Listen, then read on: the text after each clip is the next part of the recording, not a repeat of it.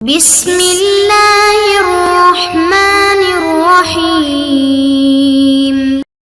الحمد للہ رب العالمین والصلاة والسلام على خاتم الانبیاء محمد وعلى آلہ وصحبہ وامتہ اجمعین اما بعد۔ عزیز طلباء کرام، آج کی اس ویڈیو کے اندر ہم حصہ سوم سوال نمبر 9 شروع کریں گے۔ آئینہ قادیانیت کا حصہ سوم وہ مرزا قادیانی کے جھوٹ اور اس کی زندگی سے متعلق تھا۔ آج کی اس ویڈیو کے اندر ہم جو سوال نمبر 9 پڑھیں گے اس کا عنوان ہے وَلَوْ تَقَوَّلَ عَلَيْنَا میں قادیانی تحریف کا جواب۔ مرزائی ارشاد الہی وَلَوْ تَقَوَّلَ عَلَيْنَا بَعْضَ الْأَقَاوِيلِ لَأَخَذْنَا مِنْهُ بِالْيَمِينِ ثُمَّ لَقَطَعْنَا مِنْهُ الْوَتِينَ کو کس ضمن میں پیش کرتے ہیں؟ اس کا اصولی طور پر رد کریں۔ نیز مرزائی حَلَّا شَقَقْتَ قَلْبَهُ کو کس ذیل میں پیش کرتے ہیں؟ اسی طرح حضرت ابو محذورہ رضی اللہ عنہ سے اذان کہلانے کا کیا مطلب بیان کرتے ہیں؟ موقف واضح طور پر بیان کر کے اس کا شافی رد تحریر کریں۔ 3 چیزیں یہاں پر مطلوب ہیں۔ ایک، وَلَوْ تَقَوَّلَ عَلَيْنَا آیت میں مرزا قادیانی کی جماعت کا جو استدلال ہے، اور دوسرا حَلَّا شَقَقْتَ قَلْبَهُ جو ایک روایت ہے اس کے اندر مرزا قادیانی جو استدلال کر کے جو ثابت کرنا چاہتے ہیں، اور تیسرا حضرت ابو محذورہ رضی اللہ عنہ کی اذان۔ پہلا جواب دیکھیے، قادیانی کہتے ہیں وَلَوْ تَقَوَّلَ عَلَيْنَا بَعْضَ الْأَقَاوِيلِ لَأَخَذْنَا مِنْهُ بِالْيَمِينِ ثُمَّ لَقَطَعْنَا مِنْهُ الْوَتِينَ۔ اس آیت کریمہ میں اللہ تعالیٰ ارشاد فرماتے ہیں کہ اگر محمد مصطفیٰ صلی اللہ علیہ وسلم مجھ پر کوئی جھوٹا افطرا باندھتے تو میں ان کی شہرک کو کاٹ کر ہلاک کر دیتا۔ تو اس سے ثابت ہوا کہ اگر مرزا قادیانی نے خدا تعالیٰ پر جھوٹا افطرا کیا تھا تو اسے 23 سال کے اندر اندر ہلاک کر دیا جاتا اور اس کی شہرک کاٹ دی جاتی، کیونکہ نبی اکرم صلی اللہ علیہ وسلم نبوت کے بعد 23 سال تک بقید حیات رہے، اور یہ بات آپ کی اس زندگی سے متعلق ہے۔ مرزا قادیانی نے کہاں پر اس بات کو لکھا ہے؟ یوں تو بہت ساری اس کی تحریریں ہیں، میں یہاں ایک مختصر تحریر ذکر کرتا ہوں جس سے وہ پہلو آپ کے سامنے آ جائیں گے کہ وہ کیا کیا استدلال کرتے ہیں اور کس طریقے سے کرتے ہیں۔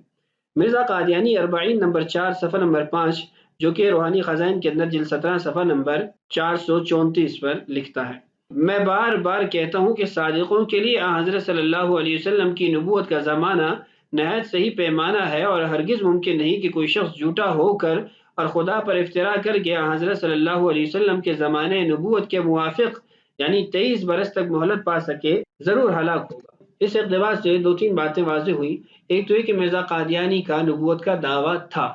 دوسرا یہ کہ مرزا قادیانی اپنے نبوت کے دعویٰ کی سچائی کے لیے دلیل پیش کرتا ہے کہ اگر وہ جھوٹا ہوتا تو اس کو ہلاک کر دیا جاتا۔ تیسرا یہ کہ مرزا قادیانی کہتا ہے کہ رسول اللہ صلی اللہ علیہ وسلم کی زندگی نبوت والی 23 سالہ زندگی وہ صحیح پیمانہ ہے کہ اگر کوئی آدمی وہ 23 سال تک جھوٹا دعویٰ کرتا رہے تو اس کو ضرور ہلاک کر دیا جائے۔ تو 3 باتیں ہیں۔ اب ان 3 باتوں سے متعلق آگے کلام دیکھیے۔ جواب نمبر 1، اس آیت کا سیاق و سباق دیکھیں تو یہ بات واضح ہو جاتی ہے کہ یہ اللہ تعالیٰ کے ارشاد کسی قاعدہ کلیہ کے طور پر نہیں ہے، بلکہ یہ قضیہ شخصیہ ہے، صرف حضرت صلی اللہ علیہ وسلم سے متعلق بات کی جا رہی ہے، اور یہ بھی اس بنا پر کہ بائبل میں موجود تھا کہ اگر آنے والا پیغمبر اپنی طرف سے کوئی جھوٹا الہام یا دعویٰ نبوت کرے تو وہ جلد مارا جائے گا۔ چنانچہ درج عبارت ملاحظہ ہو، میں ان کے لیے انہی کے بھائیوں میں سے تجھ سا ایک نبی محمد عربی صلی اللہ علیہ وسلم، یعنی یہ بریکٹ میں اس کی وضاحت کی گئی، برپا کروں گا اور اپنا کلام اس کے منہ میں ڈالوں گا، اور جو کچھ میں اسے حکم دوں گا وہ سب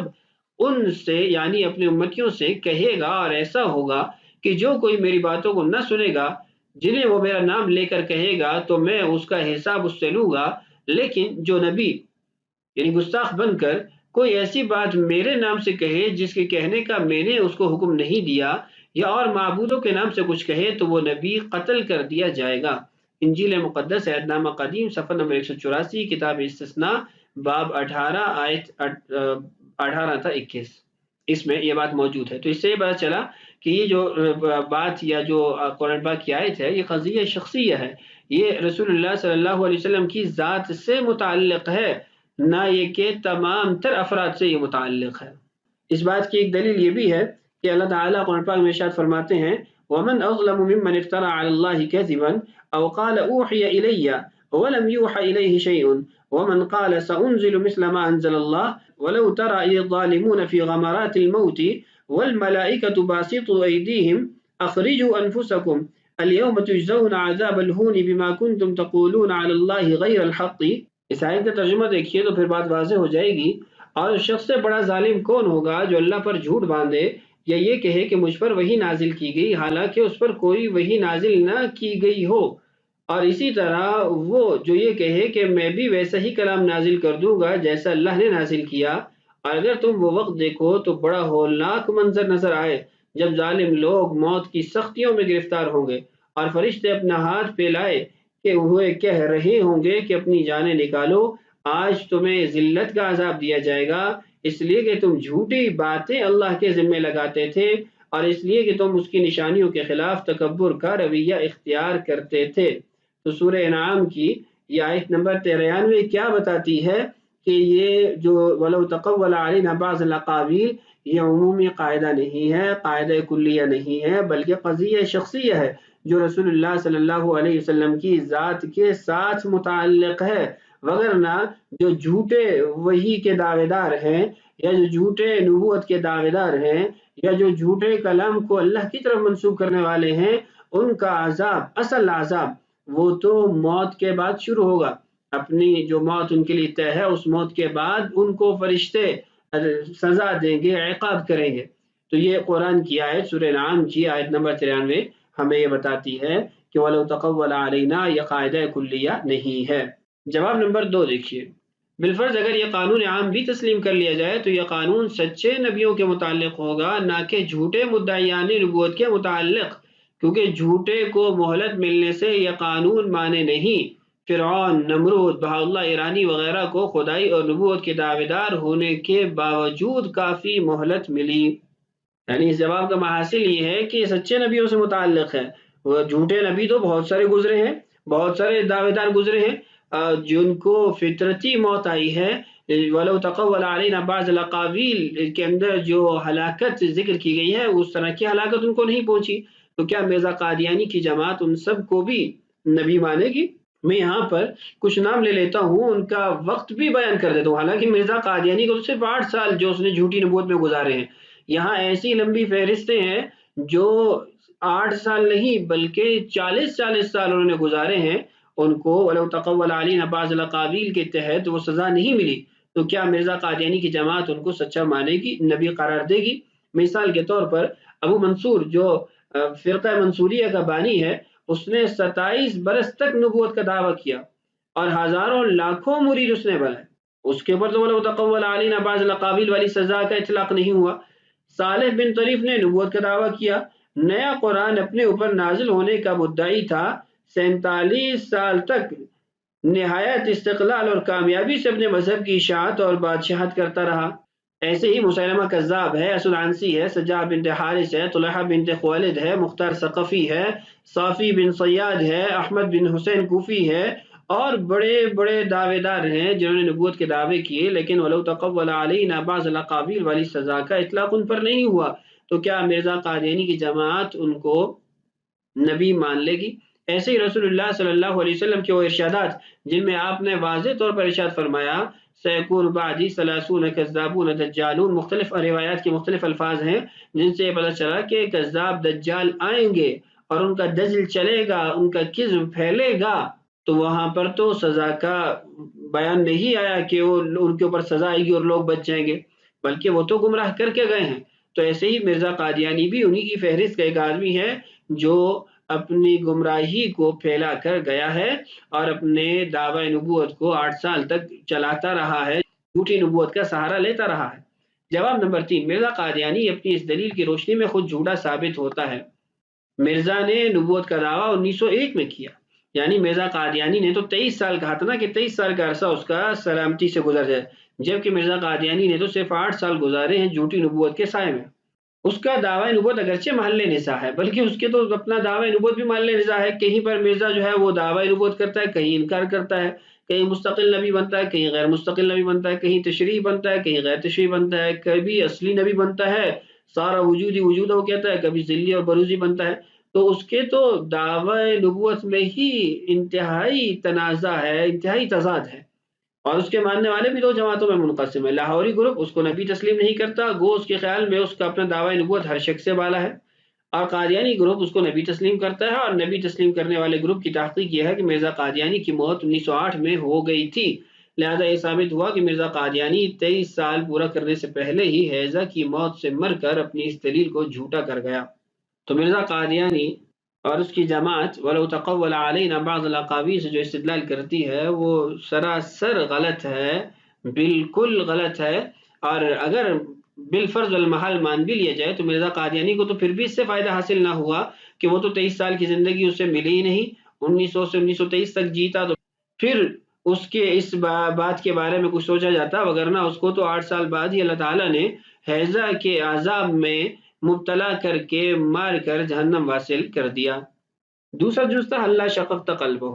نبی کریم صلی اللہ علیہ وسلم کی خدمت میں حضرت اسامہ رضی اللہ عنہ حاضر ہوئے اور عرض کی کہ جنگ میں فلاں کافر سے میرا سامنا ہوا، جب وہ میری تلوار کی زد میں آیا تو اس نے کلمہ پڑھ لیا، اس کے باوجود میں نے اس کو قتل کر دیا۔ اس پر حضرت صلی اللہ علیہ وسلم نے فرمایا کہ میں تیرے اس فعل سے بری ہوں، اور انہوں نے عرض کیا کہ یا رسول اللہ، اس نے تو قتل سے بچنے کے لیے ڈر کے مارے کلمہ پڑھا تھا۔ اس پر آپ صلی اللہ علیہ وسلم نے فرمایا حل لا شققت قلبہ، ترجمہ کیا تم نے اس کا دل چیر کر دیکھ لیا تھا؟ قادیانی اس سے یہ استدلال کرتے ہیں کہ اگر کوئی شخص ظاہری طور پر کلمہ پڑھ لے تو اس کے کلمے کا اعتبار کیا جائے۔ اس کا جواب یہ ہے کہ ایسے شخص جس کی تفصیلی حالات معلوم نہ ہو، اگر اس کی کوئی ایسی بات ملتی ہو جو کفر کی طرف مشعر ہو تو اس کے معاملہ تکفیر میں احتیاط برتی جائے گی۔ چنانچہ اگر کوئی خفیف سے خفیف ایسا احتمال نکلتا ہو جس کی وجہ سے وہ کفر سے بچ سکتا ہو تو اس احتمال کو اختیار کرتے ہوئے اسے کافر نہ کہا جائے گا۔ لیکن قادیانیوں کا اس روایت سے استدلال پکڑنا غلط ہے، اس لیے کہ ان کے کفری عقائد سینکڑوں تحریرات میں مختلف عنوانات کے ساتھ واضح الفاظ میں موجود ہیں۔ پھر یہ شخص خود کفر یا معنی مراد لیتے ہیں اور ان کے اپنے کلام میں کفر کی تصریحات موجود ہیں، اس لیے بالاجماع فقہائے امت نے اس پر کفر کا فتویٰ صادر کیا ہے۔ تفصیلی طور پر سابقہ صفحات میں آپ پڑھ چکے ہیں، قادیانیوں کی وجوہ کفر بھی آپ پڑھ چکے ہیں، اور جب اتنا صریح کفر اور دجل موجود ہے تو پھر اس کے بعد کسی تعویل یا کسی اور معنی میں موجودہ روایت سے سہارا پکڑ کے اپنے آپ کو کیسے مسلمان ثابت کر سکتے ہیں۔ اس سوال کا آخری جز تھا حضرت ابو محذورہ رضی اللہ عنہ کی اذان کا جواب، یعنی ان کی اذان سے انہوں نے جو استدلال کیا ہے اس کا جواب۔ استدلال دیکھیے، اس سے قبل روایت سنیے۔ حضرت ابو محذورہ رضی اللہ عنہ ابھی 9 عمر تھے، یعنی کم عمر تھے، انہوں نے ابھی تک اسلام قبول نہیں کیا تھا۔ یہ کھیل رہے تھے کہ حضرت بلال رضی اللہ عنہ نے اذان دینی شروع کی تو انہوں نے بھی نقل اتارنی شروع کر دی۔ اس پر حضرت صلی اللہ علیہ وسلم نے انہیں بلایا اور ان سے اذان کے کلمات کہلوائے۔ جب وہ اشہد ان محمد رسول اللہ پر پہنچے تو چونکہ آپ صلی اللہ علیہ وسلم نے تلقین کی تو انہوں نے یہ کلمات بھی کہہ دیے۔ ساتھ ہی آپ صلی اللہ علیہ وسلم نے ان کے سینہ پر اپنا ہاتھ مبارک پھیرا، ان کے سر پر ہاتھ پھیرا اور ان کے حق میں دعائے خیر فرمائی، جس کے نتیجے میں رسول اللہ صلی اللہ علیہ وسلم کی محبت ان کے رگ و ریشہ میں سرایت کر گئی اور وہ صدق دل سے مسلمان ہو گئے۔ قادیانی اس سے یہ استدلال کرتے ہیں، یہ تو روایت تھی، اب آگے قادیانی استدلال دیکھیے، انتہائی موزیقہ خیز استدلال ہے۔ قادیانی اس سے یہ استدلال کرتے ہیں کہ ابو محذورہ رضی اللہ عنہ نے حضرت صلی اللہ علیہ وسلم کے سامنے غیر مسلم ہونے کی حالت میں اذان کہی۔ چلو ہم قادیانی غیر مسلم ہی صحیح، مگر ہمیں اذان دینے کی تو اجازت دی جائے۔ ابو محذورہ نے حضرت صلی اللہ علیہ وسلم کے سامنے غیر مسلم ہونے کی حالت میں اذان دی، چلو ہم قادیانی غیر مسلم ہی صحیح، مگر ہمیں اذان دینے کی تو اجازت دی جائے۔ جواب دیکھیے، اذان مسلمانوں کا شعار ہے، غیر مسلموں کو مسلمانوں کے شعار اختیار کرنے کی قطعاً اجازت نہیں ہے۔ غیر مسلم بھی اگر اسلامی شاعر کو استعمال کرے تو پھر اسلام بازیجہ اطفال بن جائے گا، اسلام کی اپنی شناختی نہیں رہے گی۔ اسلام کی تاریخ میں کبھی نماز کے ادا کرنے کے لیے ایک بار بھی کسی غیر مسلم نے اذان نہیں کہی۔ اسلام کی تاریخ میں کبھی نماز کے ادا کرنے کے لیے ایک بار بھی کسی غیر مسلم نے اذان نہیں کہی۔ جس دن حضرت ابو محذورہ رضی اللہ عنہ نے حضرت بلال رضی اللہ عنہ کی نقل اتاری تھی، اس دن بھی نماز کے لیے اذان حضرت بلال رضی اللہ عنہ نے دی تھی، تبھی تو وہ ان کی نقل اتار رہے تھے۔ جواب کا محاصل کیا ہے کہ آپ کا یہ قیاس یا یہ استدلال انتہائی غلط ہے کہ حضرت ابو محذورہ رضی اللہ عنہ کی اذان ایک تو نماز کے لیے نہیں تھی، دوسرا یہ کہ انہوں نے بطور شاعر دین کے اس چیز کو، اس بات کو عمل میں نہیں لایا تھا، اور یہ ایک واقعہ تھا جس سے آپ لوگ جو اجازت لینا چاہ رہے ہیں وہ ساری زندگی کی اجازت ہے، وہ ہمیشہ کی اجازت ہے، تو اس لیے آپ کافر ہیں، پکے کافر ہیں، زندیق ہیں، مرتد ہیں، آپ کو اسلامی شعائر کے اختیار کرنے کی اجازت نہیں دی جا سکتی۔ تو تو آج کی اس ویڈیو کے اندر ہم نے سوال نمبر 9 بھی مکمل کر لیا. اگلی ویڈیو میں ہم سوال نمبر 10 جو کہ ہماری اس کتاب کا 30واں مجموعی طور پر سوال ہے، آخری سوال ہے، اس کو پڑھیں گے. اور آخر میں کچھ ضمنی وجات ہیں، کچھ دیگر فرقوں کے بارے میں بھی کچھ باتیں موجود ہیں، اور اس کے ساتھ ساتھ کچھ اضافی عناوین بھی آپ کو ملیں گے، جیسے مرزا قادیانی کا عورتوں کا دلدادہ ہونا اور ان سے خدمتیں لینا وغیرہ. اس طرح کے کچھ مضامین اور کچھ اسباق آپ کو اضافی ملیں گے. انشاءاللہ اگلی ویڈیو میں ملتے ہیں. اللہ تعالی ہماری اور ساری انسانوں کی اس فتنے سے حفاظت فرمائے. اللہ تعالی ہم سب کا حامی و ناصر ہو. السلام علیکم ورحمۃ اللہ وبرکاتہ.